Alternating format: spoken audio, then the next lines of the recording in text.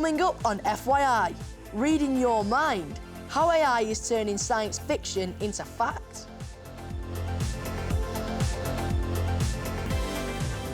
And back to school, we get advice on returning to class.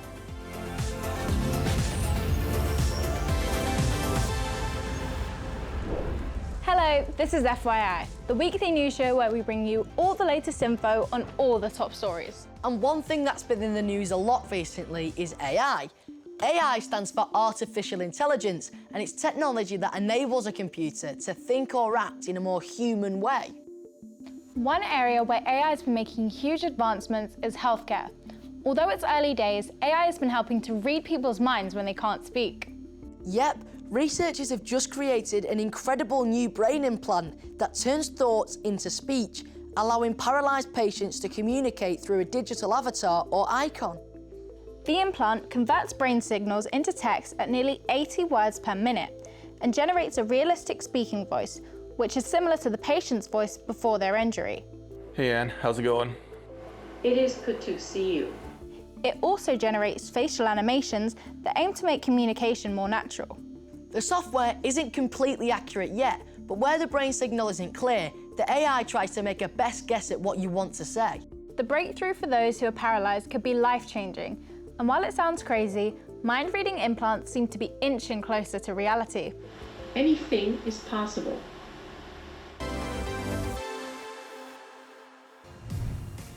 Check this out and tell us if it's fake news or fact. Apparently, this kitten gave a taxi driver quite a shock after he discovered it trapped inside the grille of his car.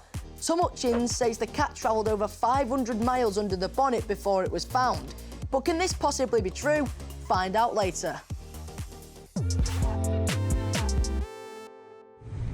So, you might have heard a kiss that Luis Rubiales, Spain's football president, gave Jenny Hermoso, World Cup winner, has caused a big argument. Yeah, Luis Rubiales kissed Jenny Hermoso on the lips during the World Cup final medal ceremony following Spain's win over England. However, Hermoso said she did not consent to the kiss happening. Hundreds attended a rally in Madrid to protest against Rubiales, and FIFA, which is world football's governing body, has suspended Rubiales from all football-related activities for 90 days. Many junior doctors and consultants have been on strike in a dispute with the government over pay. Striking is when workers refuse to go into work on certain days, and there are more strikes planned for October. Doctors believe they're not being paid enough in comparison to inflation, which is the rising cost of everyday things, like food, clothes, and household bills. Doctors, like teachers and the police, are largely part of what's known as the public sector. The money to pay people in these areas comes from the government, so why don't they just pay them some more? Well, the government gets its money from taxes they take from people, so in the end, we'd be paying more. And if you just don't get how taxes work, then don't worry, because Jirai has been investigating.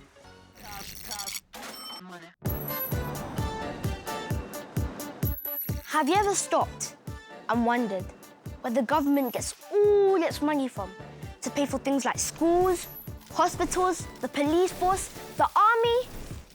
Nah, me neither. Until I was asked to investigate. And I can tell you, it all comes down to tax.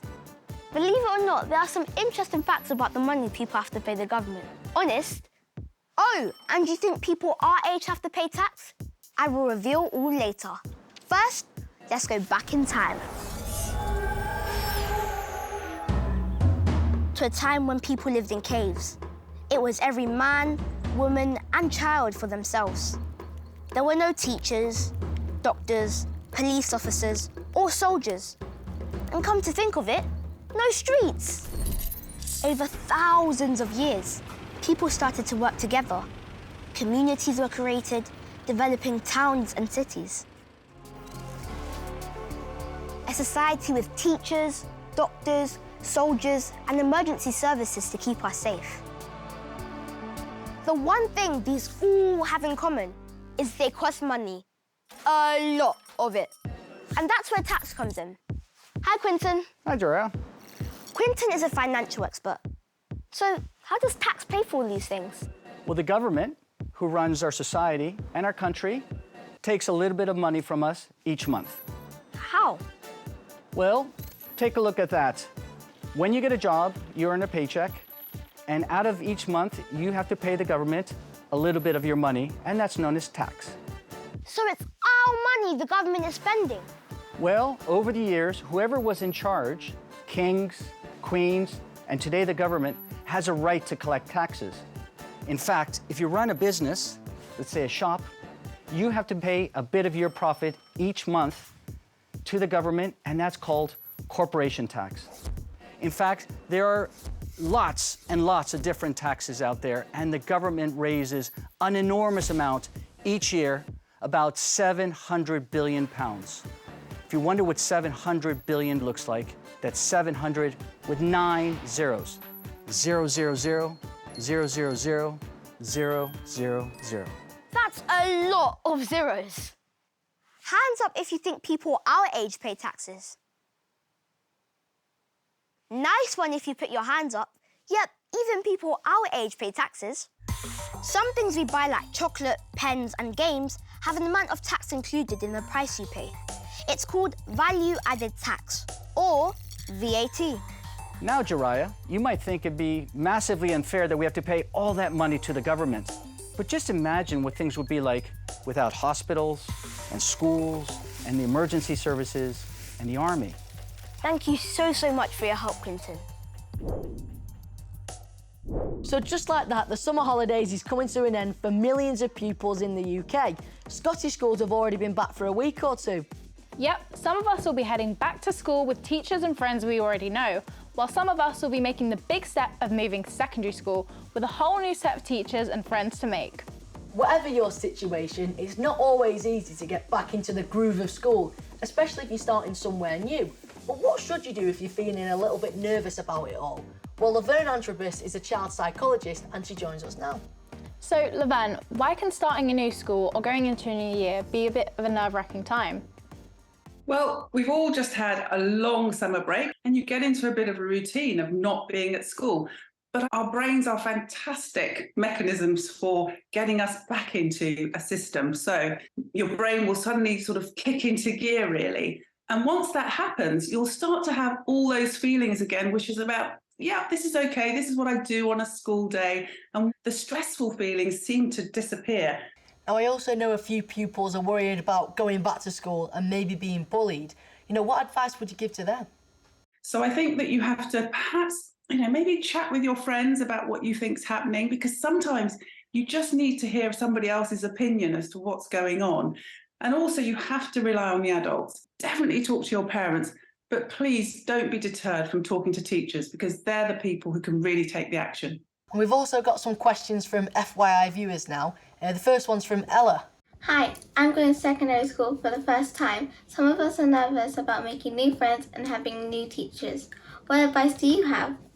I think when you're trying to find new friends, you're really looking out for people that feel, that they are a bit like you. The places that you might find friends are in the school clubs, but particularly looking for areas of interest that are your particular interest, where you can find somebody else who also shares that hobby, and maybe take that little step to ask them how they're doing, what they're feeling about being at school, because you can guarantee that you won't be the only person who's feeling a bit nervous. Well, my big sister is moving to secondary school and it's going to feel weird without her. How do I deal with her not being around? So, Oscar, I suppose this is your chance to shine a little bit and have your own space in school. I'd really take this opportunity, Oscar, to be your own person at school, do the sorts of things that you want to do, and make the relationships that, you want to be making. Another big thing that lots of pupils might be tackling for the first time on their own is the journey to school, whether that be via public transport or walking for the first time without their parents. So what advice would you give to them to stay safe? I'd advise that you don't do what you see most adults doing on the street, which is looking at your phone. You want to become aware of your surroundings. You need to have a bit of a practice, really, as to what the route's going to be to school, and also have a bit of a backup plan for if that doesn't go so well. If you get a bit worried or if things don't go to plan, hopefully you'll have a phone. And if you need to call somebody, then at least you can sort of have that conversation and get yourself back on track. Well, thank you very much for joining us, Laverne. It's great to be with you. Thank you. So take a look at this picture. It shows angry former American President Donald Trump, and it's the first ever police mugshot of a US president as he's been accused of criminal offences. Yeah, quite a few of them actually. But could he really go from president to prisoner? Well, we've been investigating. New York has always had the world's... Donald Trump was a businessman and then a TV personality as the star of America's version of The Apprentice, before becoming the President of the United States from 2017 to 2021. In fact, his background was why many people voted him in. He wasn't like all the other normal politicians who'd already been in government. Let's talk about I'm not North a typical Korea now. politician. Okay, That's why I got elected. Many Americans believed his slogan, "Make America Great Again." But he was a very controversial president, dividing opinion in the country when he said, for example, that he would build a wall with neighbour Mexico and banning travel to America from many, mainly Muslim countries. When he lost the next election to Joe Biden in late 2020, he didn't take defeat well, claiming he'd really won and that the election had been rigged against him. He even phoned the top election official in Georgia to find votes so he could win. All I want to do is this. I just want to find 11,780 votes.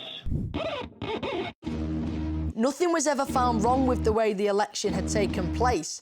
Trump was charged with trying to overturn the result, and he recently found himself fingerprinted and having his mugshot taken at a Georgia jail. He is due in court in the state in September next year. It's just one of 4 separate criminal cases where Donald Trump faces charges. Among others, he is accused of provoking the invasion of the US Capitol building in January 2021, where politicians were formally accepting Joe Biden as the next president. 5 people died because of the violence which Mr. Trump denies he encouraged. That case is due in court in Washington, D.C. in March. And he's also accused of taking top secret documents from the White House to his home in Florida. Donald Trump argues that all the charges are being brought because he said he's running for president again in the next election in November 2024. Though whether he'll actually be able to carry on as a candidate with so many cases against him is unclear.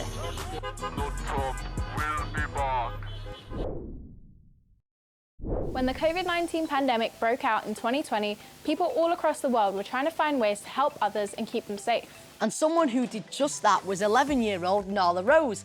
Passionate about science and technology, Nala Rose made personal protective equipment for doctors and nurses on the front line when it was in short supply. And now you've got a book all about your experiences. So, Nala, during the pandemic, you created PPE equipment just like this here. How did that come about? So as you probably know, during the pandemic, there was a global shortage of PPE for the medical workers, and they were really struggling to help people without any protection. So I thought, why not help them? Because I had a 3D printer sitting in my dining room that I wasn't using, and I could just 3D print the visors for them. It's a great idea. So this is the one that you used, right? Yeah. Can you talk me through it a little bit? You know, how does it work? So how to make that is you just use this and you put the G code in. The G code is a file that tells the printer what to do, basically. This starts to melt and goes through the tube here, and it melts onto the bed and forms that shape. So not only do you like STEM, science, technology, engineering and maths, but you're also really creative, and you actually wrote a book called Nala and the 3D Machine. So how did that come about? I wanted to basically just document everything that I was doing, but then as I was writing it all down, I began to really enjoy it. So I thought, why not make this into a children's book to help inspire other children? So we started to make it rhyme, and then eventually we found an illustrator, and then we published it. What would you say to young people like yourself that are inventors and writers out there?